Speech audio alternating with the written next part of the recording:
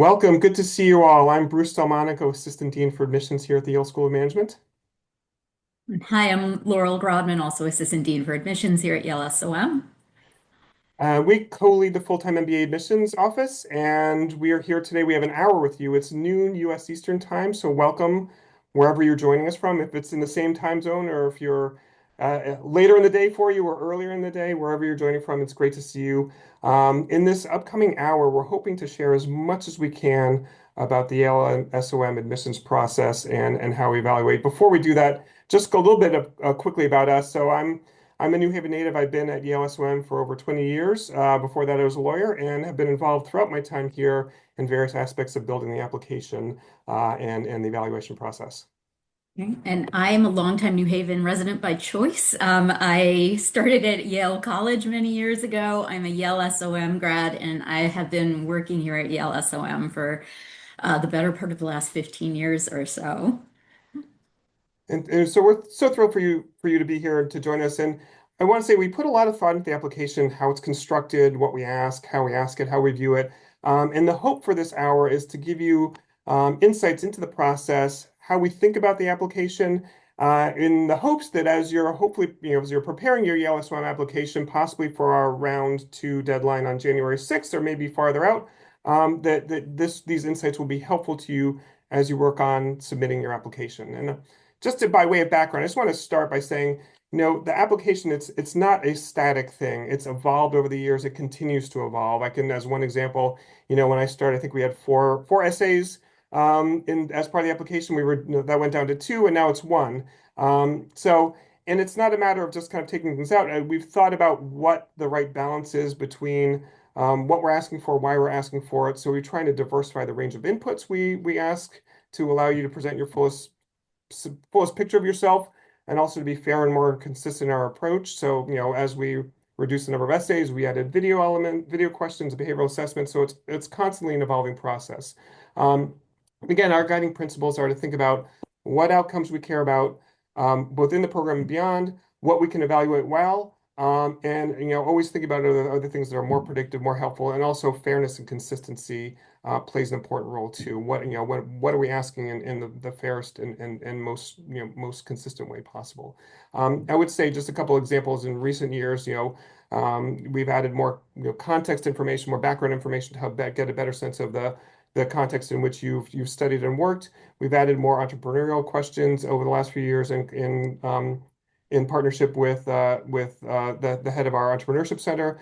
Again, trying to just be more sophisticated, more thoughtful in terms of how we're doing things. And we want to also be mindful of how much time it takes you to complete an application. We're very mindful that we're not just adding things, but we're also kind of paring things back in certain ways. We take pride in the fact that our application, I think, is this, in a lot of ways, I think the simplest and most straightforward. Our guiding principle is not to ask things we don't use in the evaluation process. We're not just stuffing the application with lots of random things just for the sake of it. We try to keep it lean and keep it and I think keep it minimalist in a lot of ways. And again, it's a kind of a give and take. So when a number of years ago, we eliminated the English language requirement, so we don't ask for a TOEFL or IELTS for those of you for whom English is not your first language. And we replaced that with a video question component, which again we think is simpler, more straightforward, less investment, less costly for you all. So again, in that context, think about it as a dialogue, a back and forth between us and you to try to kind of you get a sense of what we care about, what we're asking for, and then you respond to share your information with us.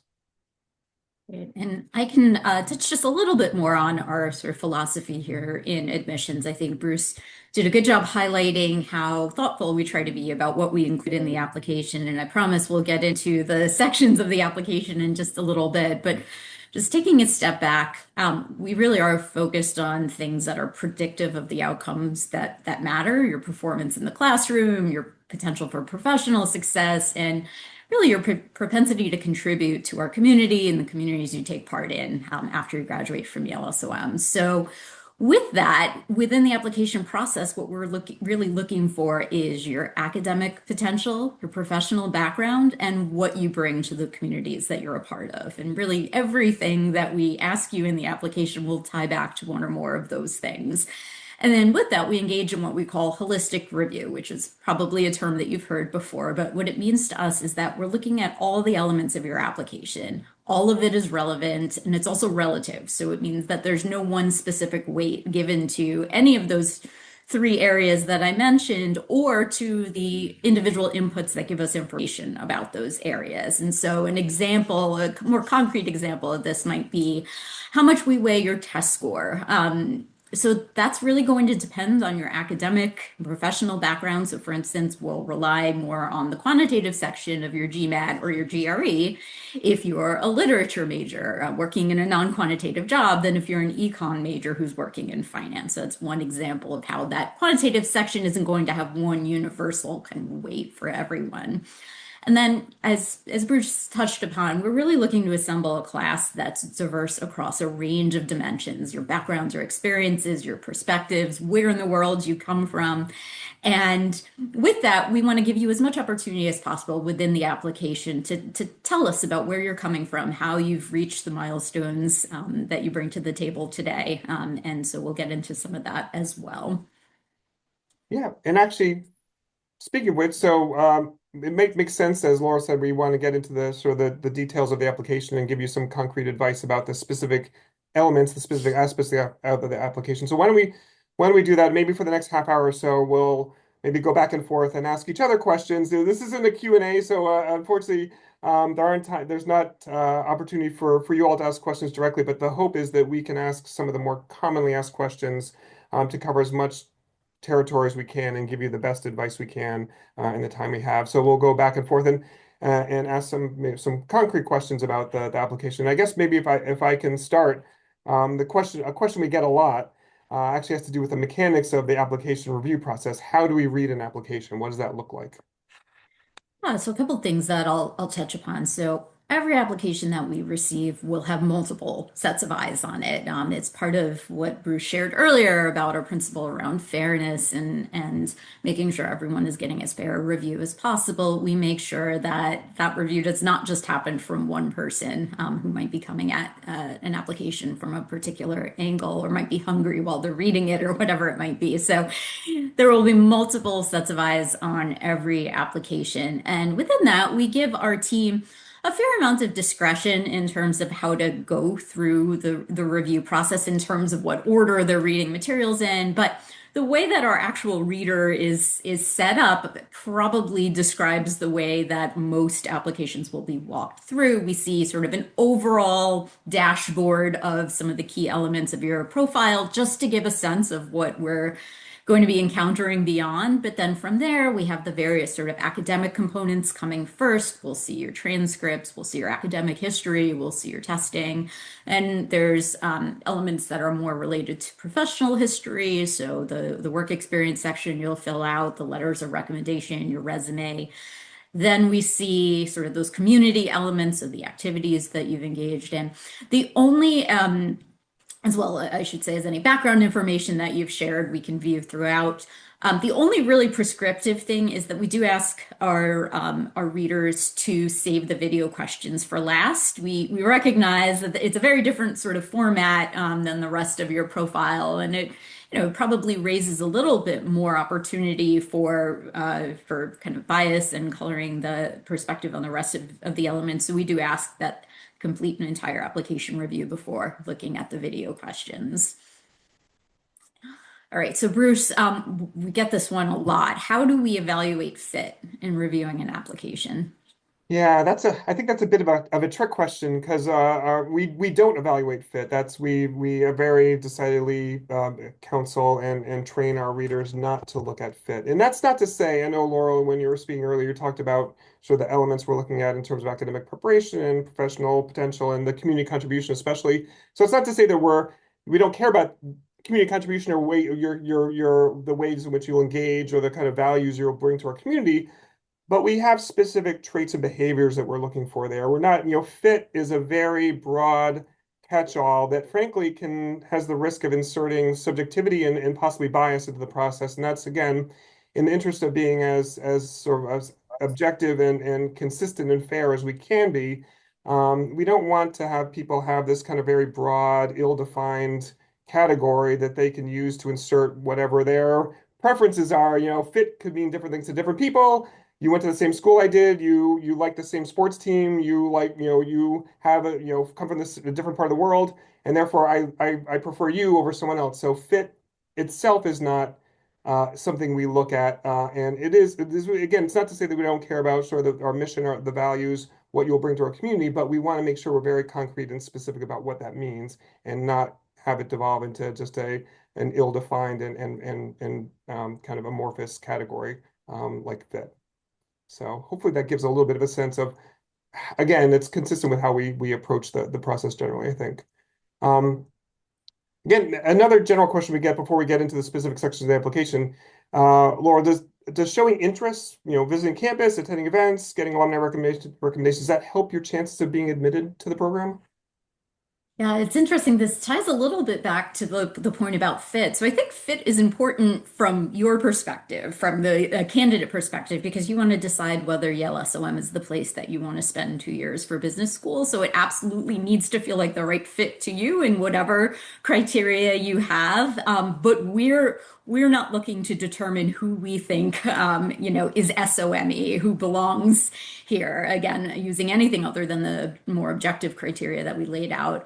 So with that, we're not looking to gauge your level of interest as demonstrated by coming to campus or trying to solicit recommendations from people within the community or anything like that. But all of that stuff is really important for your benefit, for you to be able to assess whether this is the place that you want to be and whether this feels like a community that you want to be part of. So won't help your chances of being admitted, but it's great to find ways to engage either on campus or virtually so that you feel well prepared to make a decision about where you want to be in business school.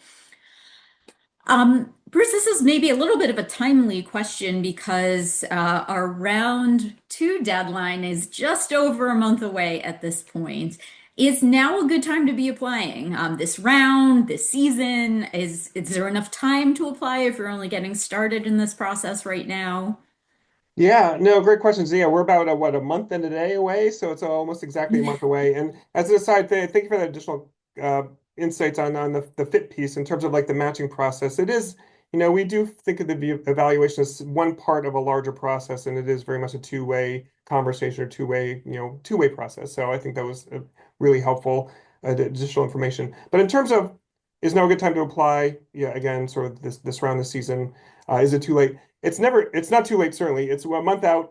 It's never too late. Well, I guess after the deadline is too late. But certainly there's time between now. If you're just getting to the process, we find that this is the time, even if you started earlier and have been working, this is the month out is really when people really start to turn in earnest to the application. So if you're just now doing that, it's certainly not too late. You might want to think about, um, prioritizing the things that require others' efforts. So getting your recommendations, lining up your recommenders and asking them in advance, and it's thinking about some of the things that maybe starting to think about the essay, or ordering your transcripts, that type of thing, and then you can think about sort of the more internally focused things, from here on out, in the sort of the weeks leading up to the deadline. But certainly not too late. And certainly this round, one thing I would say, so Laurel, I'm answering this question, but Laurel's the one who really models for the application season. And we have multiple rounds. So round 2, the upcoming one, January 6th, is our largest. Um, but she models and we kind of go through the model at the beginning of the year in such a way that there's no advantage or disadvantage to applying in one round versus the other. We want to take that gamesmanship out of the process so you don't have to think about, oh gosh, should I apply round 1 or round 2 or round 3, which is the best chance? We do it so that the same application has roughly the same chance of being admitted regardless of which round, so you don't have to worry about that. And then in terms of the season, obviously there are a lot of considerations. Our general advice is, you should be really self-focused. Apply if you think an MBA is right for you and now is the right time for it, you should apply. I don't think you should be too worried or buffeted by the specifics of what's happening in each cycle. I will say this is probably not a bad cycle to apply in. I think so. We're coming off some peak application cycles, and so this is going to be a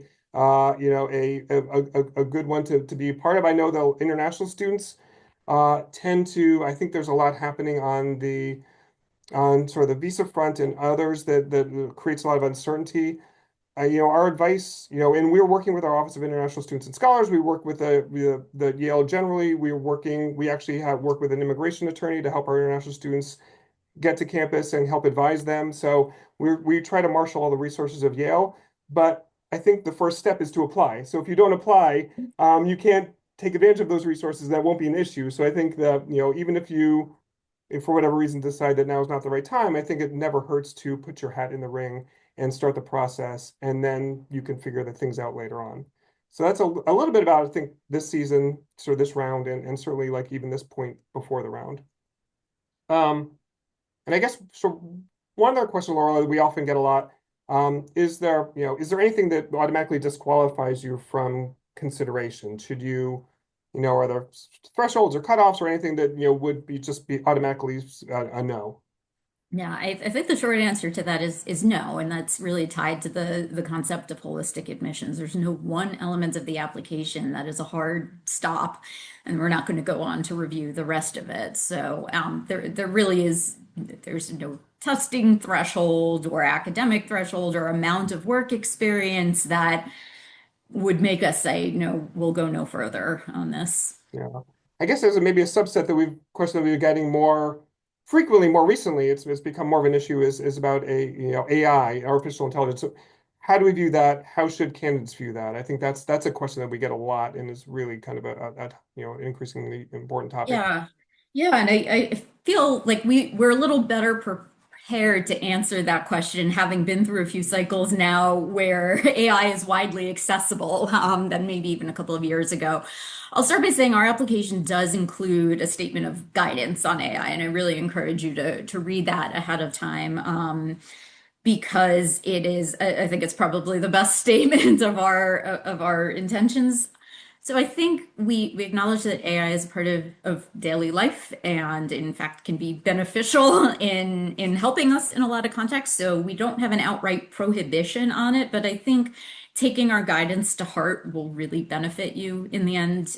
The areas that I think are probably most subject to AI use are the written components, primarily the essay. So our guidance there is you wouldn't ask another person to write your essay, so you shouldn't be asking AI to write your essay. However, you might ask another person to help you brainstorm, to help you, edit and spell check and things like that and put the finishing touches on it for clarity. So I think that that's all acceptable use of AI, but if you asked someone else to write your essay, it probably wouldn't sound like you, and neither will AI, probably even worse.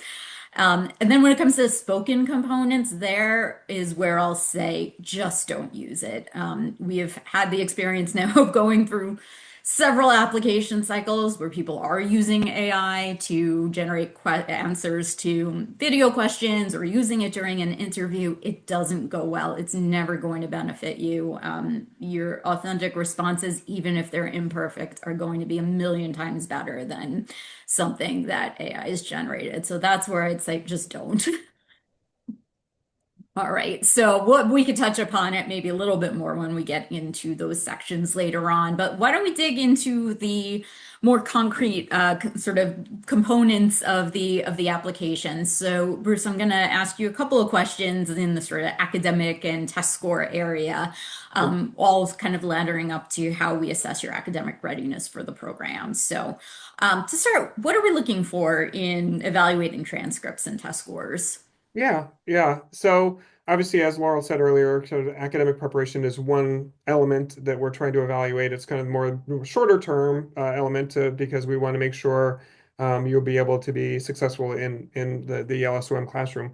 And really, sort of the philosophy behind it is past performance is sort of predictive of future outcomes, and so we're looking to make sure that you're sort of academically prepared for the Yale SOM classroom. And so we look at your transcripts, your undergraduate record, your graduate record if you have it, and your test scores primarily. I don't know if we want to talk about behavioral assessment. That's a kind of a complementary piece there too.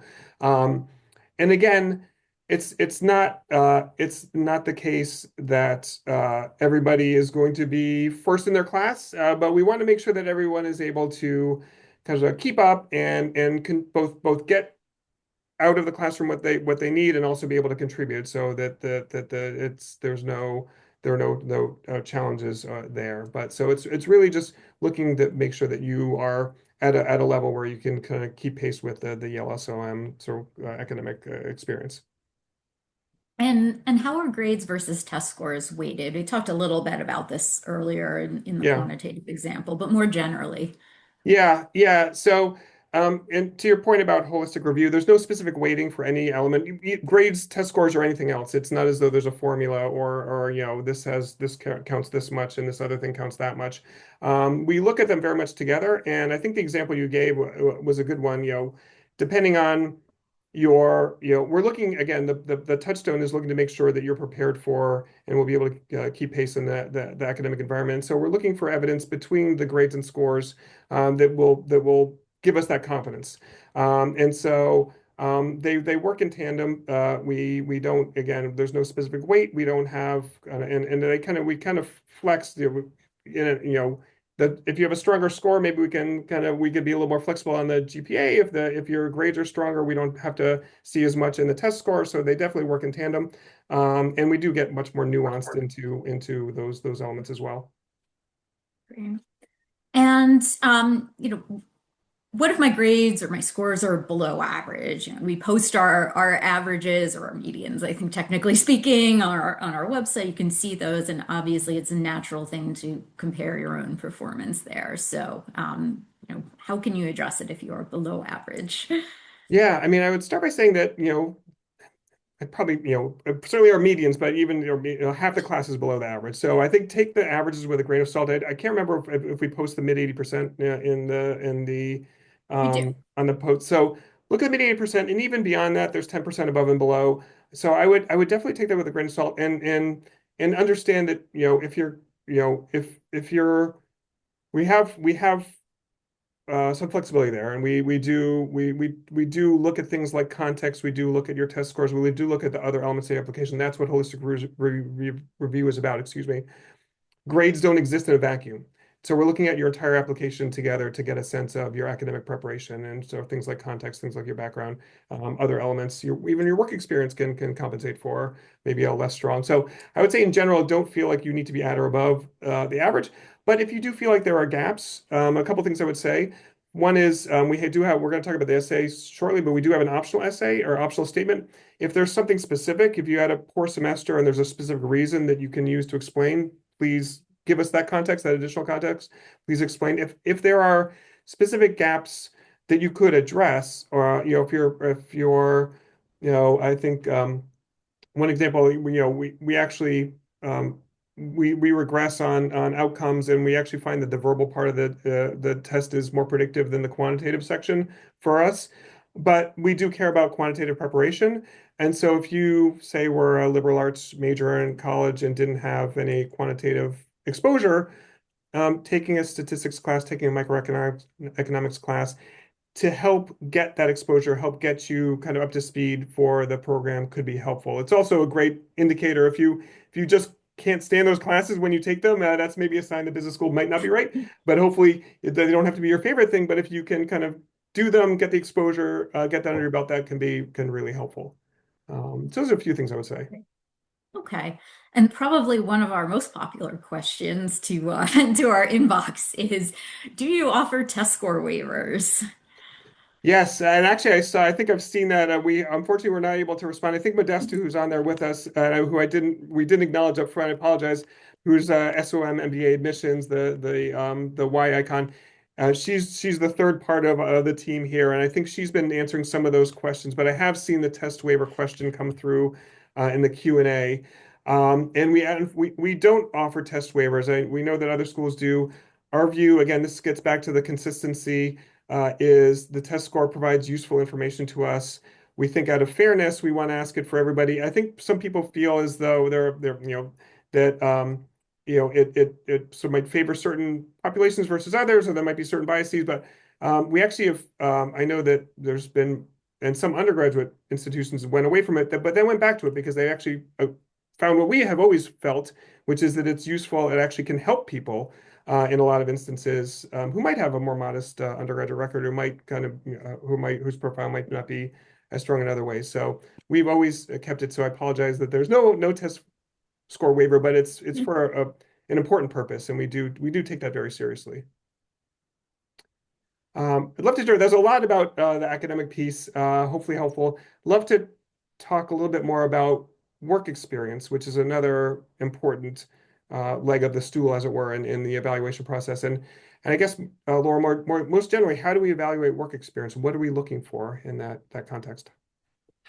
Yeah, I mean, I think we're meeting you where you are. So we have applicants who are applying to us very early in their career, even as early as directly out of undergrad, if you're applying to our Silver Scholars program. And there's no upper limit to the work experience. So we're meeting you where you are and trying to understand the quality of your work wherever you might be in your career and the trajectory that you've had thus far. So in terms of quality of your work, we're looking at your experience both as a leader and a collaborator in your various work environments. Both of those are important, and through that, we're looking for your own representations of your work through your resume. We're looking to hear what your two professional recommenders have had to say about your work. So we're getting that information from a couple of different sources.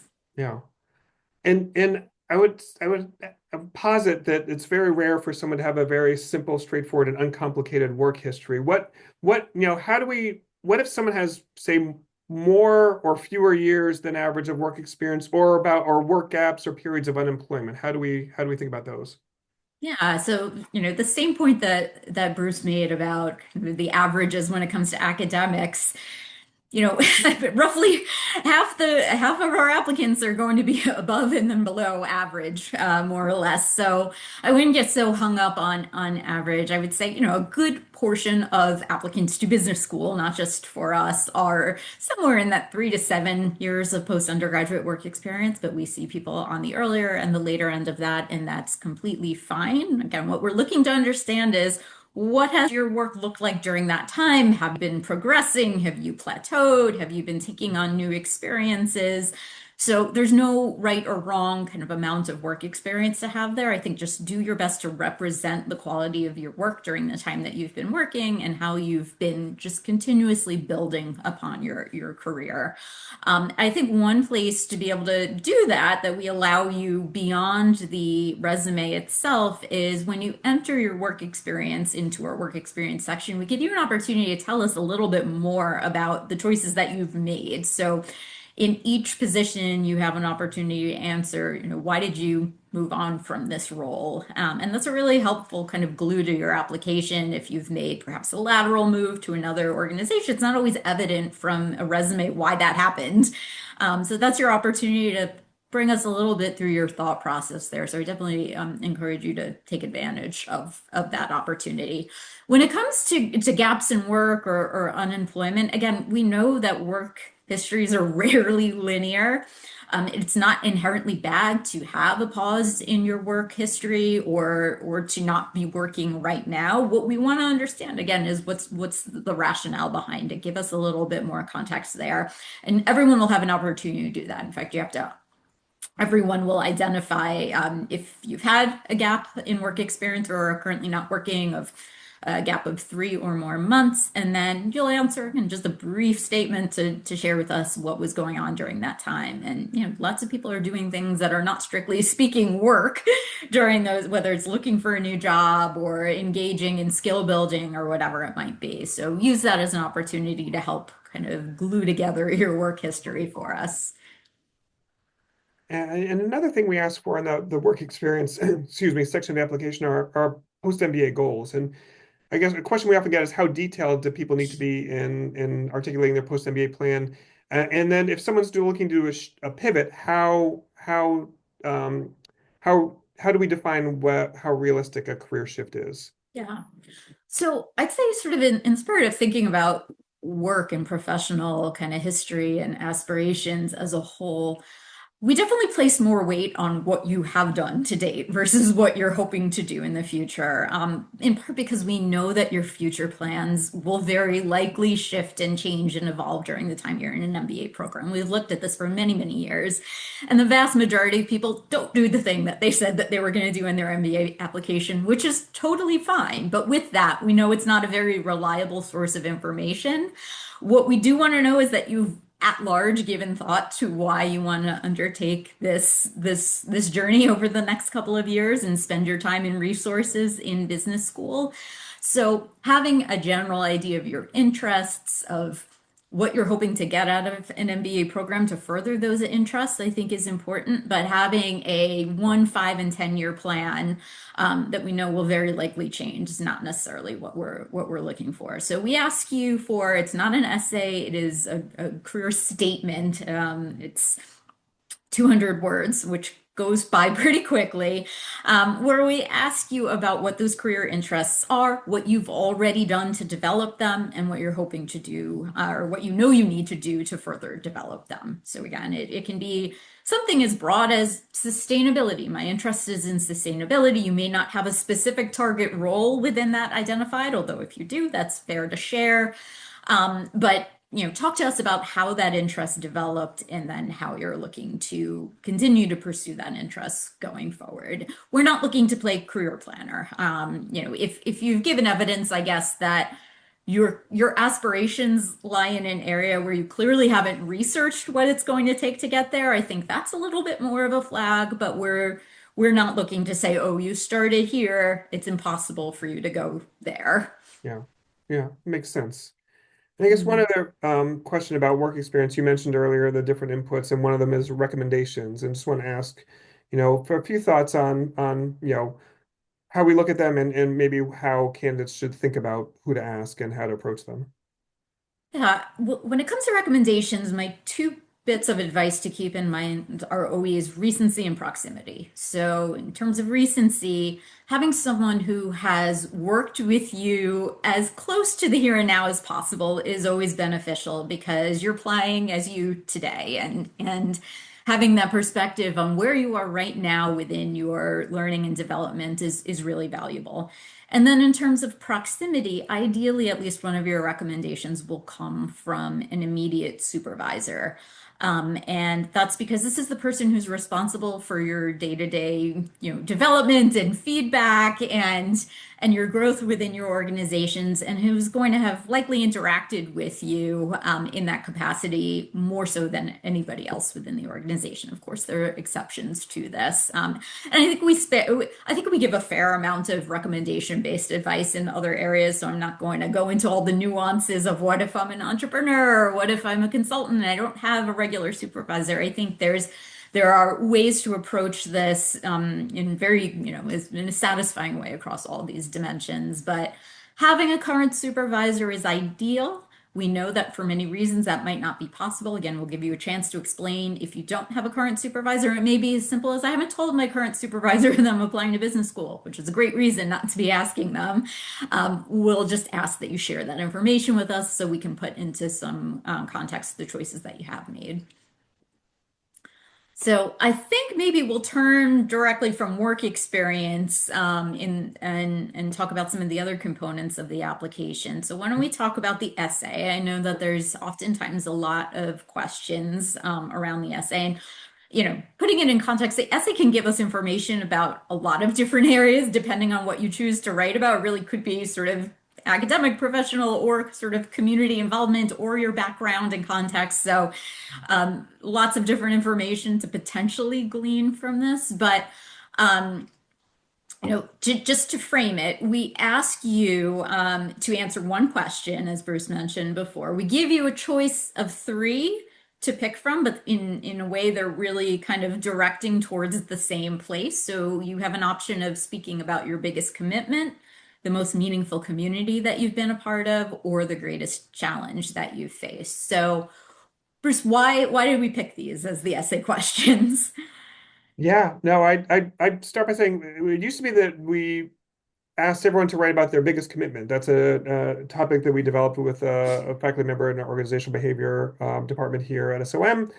And we got good responses, but we felt that there were some candidates who were trying kind of force fitting something into the commitment. It didn't quite work, and so we thought about how to broaden it in a way that would allow people to write about really what's most meaningful to them. And it could be the commitment, it could be a community, it could be a challenge. And that's why we give the choice of three. You only write one, but you get to choose three. And we felt among those three topics, we could really allow you to speak to the thing that is most meaningful to you. So that's why we are where we are with that. And how do you advise thinking about which of the three prompts to go with? Yeah, I mean, I would think you really should think about, the thing that is, again, it's a little bit repetitive, but what is most meaningful to you, and what is it, in which category does it fit in? Is it commitment? Is it community? Is it challenge? And think about obviously in the context of an MBA application. So thinking about what will give us the most information about you as a candidate, what you will bring to the community, what will inform your candidacy and what maybe is complementary to the other things that you are sharing elsewhere in the application. So using those touchstones, kind of which of those three categories does the thing you want to talk about fit into? And I think that could help be a guide to you. And are we looking for different things with each prompt? Are we sort of assessing them differently? Yeah, we're really not. And again, the idea is the platform, the prompt is slightly different in each case, but really what we care about are how you approach that commitment or that community or that challenge. What behaviors underlie your kind of your engagement. And we're looking for like the specific behaviors, the specific sort of actions you took. And so that's the thing, and it'll be different for each, but it's really the same kind of approach to each. And I would say it's not, these will be ongoing things, especially with the challenge. I think, we were very clear about not talking about how you overcame a challenge, but how you faced it, because it could be something you're still working through. It's something you might never overcome. It might be something you're always going to have to be dealing with and living with. But it's again, we're really looking for the behaviors that underlie and what your demonstrated actions that really kind of is the thing that speaks to us in the essays. We get this question a lot. Should the topic of this be personal or professional? Yes. One or the other, but there's no difference. It could be either. And I think, Laurel, you've done the analyses. I don't know if you did for this past year yet, but I think in general, it's pretty evenly divided where, which topic people speak to. Maybe they speak to the commitment essay a little bit more because that's the legacy essay, but I think that's waned over the years. But the admission rate, the chance of being admitted is no different depending on what you choose. Oh, I'm actually the topic, but in terms of personal, professional, I'm sorry, we looked at that as well, and that's evenly split. I apologize. And I don't think the admission rate is different for either. So I was asked, I think, on both those dimensions, both which topic you choose and whether it's personal or professional, no difference. I think that's right. What I always encourage applicants to think about, though, is we ask you so much information about your professional lives and other parts of your application. It's not to say that you can't talk about something professional or that it could be completely additive or different to the other kind of information that you shared. But this is a good opportunity, I think, to stretch yourself to think about what additional information can I add, Yeah, whether it's professional or personal, but to yeah. kind of stretch yourself to provide some additional information to the things that we've already kind of shared. Um, we also see this question in a fair amount because we have one essay, and now you've heard what the choices are. We don't have an essay or a prompt anywhere that asks you why Yale or why an MBA. Is our essay a good place to put that, or is that what we're actually wanting to see in that prompt? Yeah, no, so that's a good question. We do get that a lot. And the answer is you don't need to, you probably shouldn't answer why Yale or why an MBA. And they say that's not what we're asking for. That's not the focus of it. It's 500 words, so it's pretty limited real estate. So you really want to devote your answer to the prompt itself. And frankly, if you're talking about something personal, it's probably not going to lend itself to a why Yale or why MBA portion anyway. So But we definitely don't want you to expect you to speak to either of those things in your essay. And I will say part of the way the thoughtfulness of how we construct the application, we think about when to ask for different things and at what points and in what ways. And so we do ask why Yale and why an MBA elsewhere, but just you don't need to fit it into here. We'll ask for it in other places in other ways. And then as we wrap on essays, just any general essay guidance, what we don't want to see in particular, we touched upon this a little bit before, but what about using AI? Yeah, yeah, no, I would say, I mean, it's the simplest answer is for what we don't, answer the question. Don't feel like you have to go beyond the question, the why Yale, why an MBA.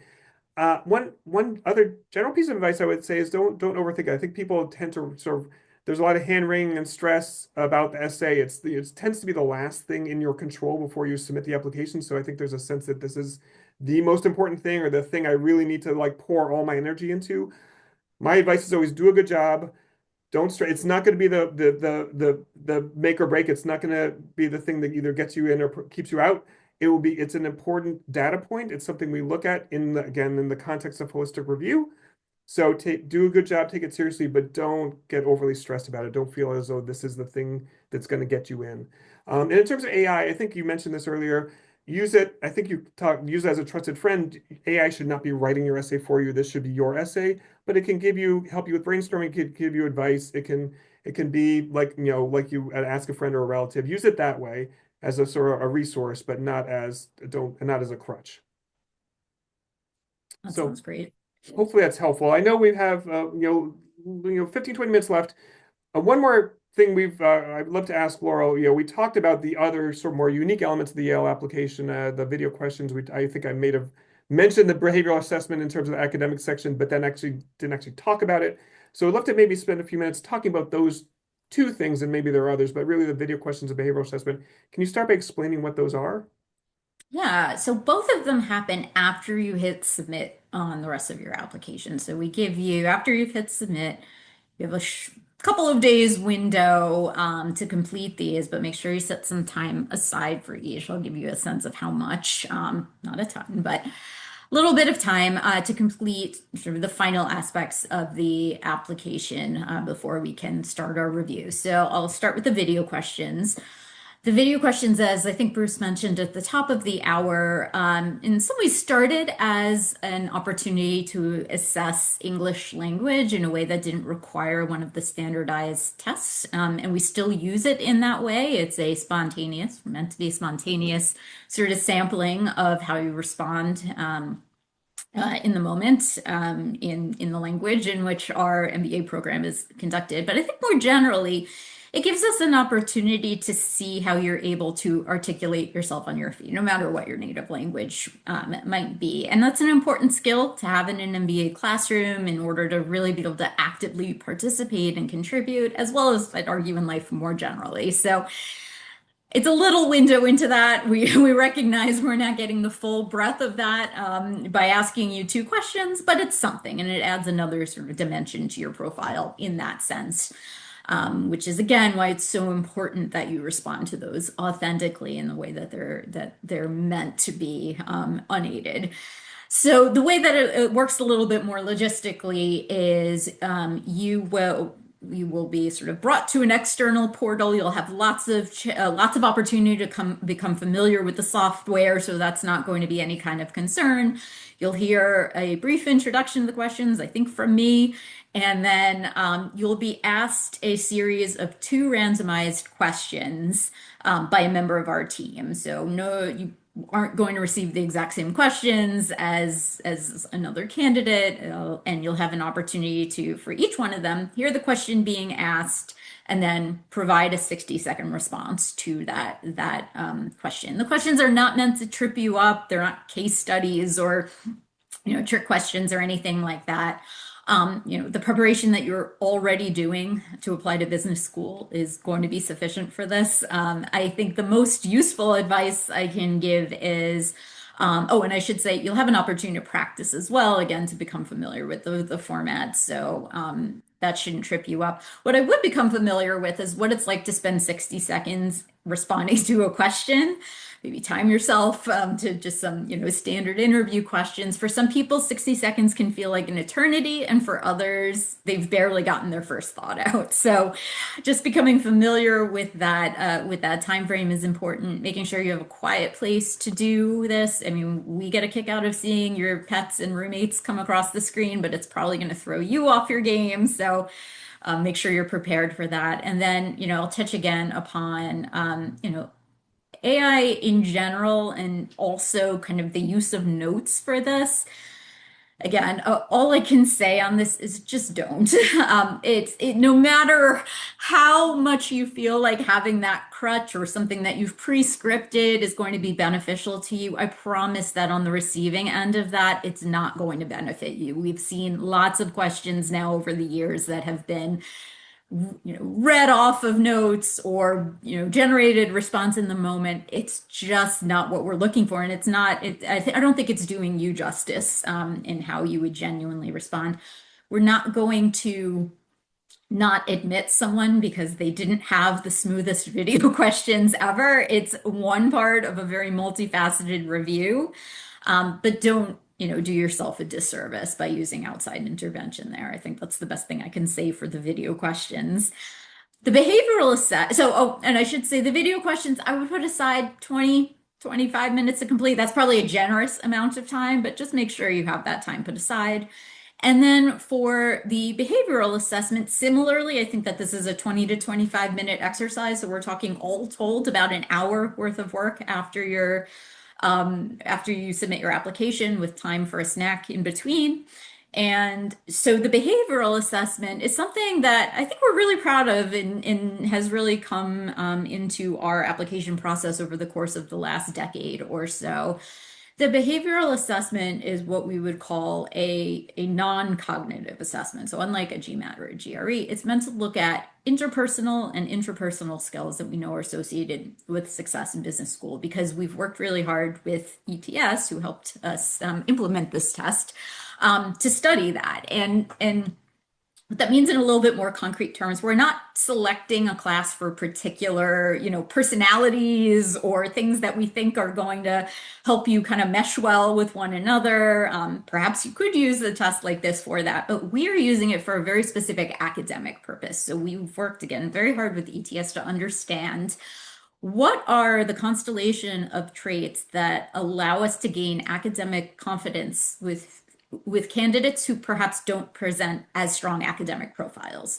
So we know you can't go back and redo your undergrad. We know that you've worked hard to prepare for the test, and sometimes you just haven't been able to show the results in those areas that you would have hoped. And you still bring very meaningful things to the table in your professional experience or other components of your application. We want to give you the best shot of being able to demonstrate that academic readiness. So again, in working with ETS, we've been able to determine what traits help give added confidence in cases where the academic preparation isn't as strong. It's a light touch. It's not going to be sort of the make or break for anyone. If you're already strong academically, we're not going to use this information very much. But again, if the academic performance and readiness isn't quite where we have absolute confidence in how you're going to perform in the classroom, that's where we're able to look at the behavioral assessment results and hopefully use to boost and to give you a little bit more of a chance in the process than otherwise. So in terms of how to prepare for the behavioral assessment, there's nothing you need to do. There's no specific knowledge or anything that you need to take the exam. Just show up, give yourself 20 or 25 minutes, and you'll be in good shape for that. That's great. Thank you for that. All good advice, and hopefully helps give some understanding about those rather unique elements that don't take a lot of time, happen after submission, but are really helpful to give us a fuller picture of you as a candidate. We have about 10 minutes left. Before we get to our overarching kind of best advice, I know we wanted to maybe spend a couple minutes with a little bit of a palate cleanser, our kind of New Haven and Yale favorites, just to give you a little bit of a sense, when you come to Yale, some thoughts about things to do or what makes this community special. We'll just do a couple minutes with that, and then we'll wrap up with our kind of our big picture best advice for you as you think about your application. So should we kick it off? Start with maybe you first, a favorite Yale tradition? Yeah, there are lots of them, but I'm going to go with Morey's. Morey's is this very sort of old school Yale type club where there's a ridiculously silly tradition where people pass around this like big silver chalice filled with mystery brews. Nobody knows what's in any of them. When you get to, you kind of have to ritually pass it along, and when you get to the end of the cup, whoever is the poor soul who is left with the cup has to do this crazy thing and put the cup on their head and try to get all of the remaining liquid out and then put it down on the table. And if there's any liquid left from the cup, the next cup is on you for the entire group. So it's a totally silly, ridiculous tradition, but it's just one of these things that's lasted through the ages, and is really more of a just fun chance to get together with your friends and your classmates and do something traditionally Yale. So how about you? This might be a little bit more straightforward. I'm gonna go with the game, the Yale Harvard football game. It happened just Mhm. about 2 weeks ago, and fortunately, Yale won and won the Ivy League championship and made it to their As it first should playoff be. ever and won that playoff game against Youngstown State. So that was great. My wrinkle is whenever the Yale Harvard game happens here in New Haven, the SOM students and the HBS students have a hockey game the night before, and I typically ref that. So that's always a fun little personal aspect for me. What about best restaurant, or favorite restaurant? There's a lot of great eating in New Haven, but I'm going to be quite simple here. And New Haven's known for pizza, and my favorite pizza is a place that's just called Bar. I like the I like the red pie with hot cherry peppers. Nice. How I about you? I'm gonna be. I've said this before. I'm gonna stick with House of Naan. It's just such, and my family used to live in New York for years, and there's lots of great Indian places. I don't think we found they come here to go to House of Naan because it's better. And the tikka fries are still the best thing I think I've probably ever eaten. Um, so how about best ice cream, which is a wrinkle I, on the food theme? I feel like I might steal yours here by saying Ashley's because I know that you have a history with Ashley's, but it's my favorite. It's just it's consistently amazing. Coffee Oreo is my absolute favorite, but they have all sorts of like seasonal crazy flavors as well. So I'm gonna go with Ashley's. Yeah, well, I won't. I would agree with you.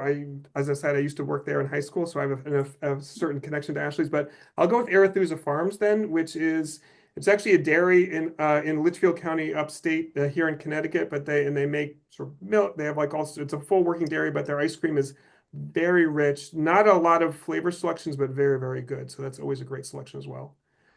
I'm seeding the next one too. How about favorite store? I like books and I like coffee, so I'm gonna go with Atticus, which serves up both of those. How about you? Yeah, I didn't realize after that I actually have an in here. I'm going to go with DelMonico Hatters, which is my family hat Uh, store that has been in the family since 1908 and started by my great grandfather. My brother runs it now. And yes, there are still stores that sell hats. So when you're in New that's the Haven, whole reason for this entire event, really, is exactly. just to This is plug all this app your advice family was hat just to make store. a plug for DelMonico Hatters. So, but definitely stop by, tell my brother that you're looking for a hat, and he'll take care of you. Last one before we get to the final advice. Best New Haven activity. Yeah. My teammates would probably laugh at this because I'm notoriously not outdoorsy, but I'm gonna go with hiking East Rock or West Rock. So we have two big rocks in New Haven, cleverly called East Rock and West Rock, and each of them has its own very nice sort of tr system of trails going up to the top. Great views of the city from there. So I'm gonna go with that. Yeah, and I would go with New Haven is a great art scene, lots of music and theater. I'm going to go with music. And then there are lots of different venues. Toad's Place is a very famous music venue. The Foo Fighters just had a pop-up show there. My daughter and I recently saw Mammoth WVH there. There's also College Street Music Hall, which a lot of great acts have seen. The Strokes there, saw Drive-By Truckers more recently. Oakdale, just a few minutes up, I saw David Byrne there recently. There's the Schubert Theater where a lot of plays come through, like touring companies or other.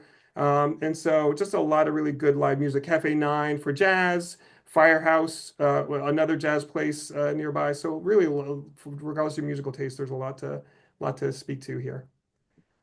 So That was a little bit of the palate cleanser. Should we get to the final advice, which is other than the hat store, is the reason why people are on this session? Yes. So do you want to maybe do you want to start, or do you want me to start with our final kind of wrap up advice? Why don't you kick it off and then we'll close it out. Yeah. So in the last 5 minutes, I guess one thing I would say, and I don't know if this comes through from the advice we've given so far, is don't feel like you need to do something to stick out to us. That often doesn't go well. It feels unnatural. You oftentimes will stick out in a way that you don't want, or an unintended and not always the positive way you're hoping. And so you'll hear this from others, be yourself. I think that is really, it's simple advice, but I think it's really natural. We have such a diverse student body. We want to bring people in from so many different backgrounds, so many different experiences and interests. And as a result, we don't want you to fit a single mold. So don't try to fit whatever mold you think we're looking for. Yeah, and I think to just follow up on that, trying to be someone who you're not either can end up making you look somewhat generic and the same, or at the very least, it's very hard to keep track of however many different personalities you're trying to present across various schools that you're applying to. So I can't stress this enough. We're not looking for one particular profile. As I like to say, we have room for 20 great consultants from Chicago, if that's who happens to apply. We're really not shaping a class in that way. I know sometimes it there's an impression that we're trying to kind of build blocks as though there's that much predictability of what each person will bring. The things that we already shared with you are genuinely the things that we're looking for, versus trying to fit a particular kind of slot within the class. Yeah. Another thing I'd say, and this maybe we touched on this at points in the session today, and it might seem a little counterintuitive, but embrace your mistakes, which isn't to say lead with your mistakes. It's not as though you want to kind of be mistake forward, but certainly in the essay, for example, one of the topics is about a challenge. We definitely talked about an academic section that using the optional statement to explain any sort of softness in your transcript. Take that seriously. I think there's I mentioned I used to be a lawyer. There's a phrase in law called drawing the sting. You want to, if you have a weakness, you want to address it affirmatively on your own terms rather than just kind of leaving it unaddressed and letting us make a far less, presumably sympathetic explanation out of it. So, use the optional statement. Again, you don't need to go, on at length, but definitely help us understand any sort of softness, help us contextualize it, help us get past it. It's not the most intuitive thing. It's a lot of people want to avoid it, any mistakes, and kind of not ignore it. But I think the embracing it and addressing it is the better strategy. I'd also add, follow our lead. We put a lot of thought into the application. I'm probably just revealing my nerdiness here, but one of the most enjoyable things I did with the application in the last couple of years is spend a long time revising the instructions, because we really want you to have everything that you need and be really transparent. That's why we do events like this and why we're, probing these different areas. We want you to know what we're asking and why we're asking it. So with that, we ask you to take that information and really provide the things that we're asking for, and that's what's going to allow your application review to move through the process most smoothly. Yeah. I'd also, as we're getting close to the hour mark, I would say, try to approach the application in the spirit of self-assessment and kind of introspection. This is an opportunity for you to think about, take a moment, pause, think about where you are now, where you see yourself going, how you want to get there. You are going to learn a lot about yourself through the process, and I would embrace that. And obviously, the byproduct is you're going to get into a great MBA program, here, elsewhere, or yes, all multiple places, and you'll have a great experience, and it'll be transformative for you. And that's all fantastic. But even the process of going through the application, it should be informative. You should know more about yourself after you're done with it than you did when you started. And so I would embrace that and kind of approach it in that spirit. Circling back to something we touched upon earlier, don't stress about the timing too much. There's a month to go. I know that probably causes sort of a knot in your stomach, depending on where you are. If you're preparing for this for a long time, you're in great shape. If you're just sort of weighing whether that's enough time to apply, I'd really encourage you to just break it down into manageable chunks, like Bruce said. I think the parts of your application that involve others are the thing to prioritize. Make sure you have your letters of recommendation lined up in the next couple of weeks.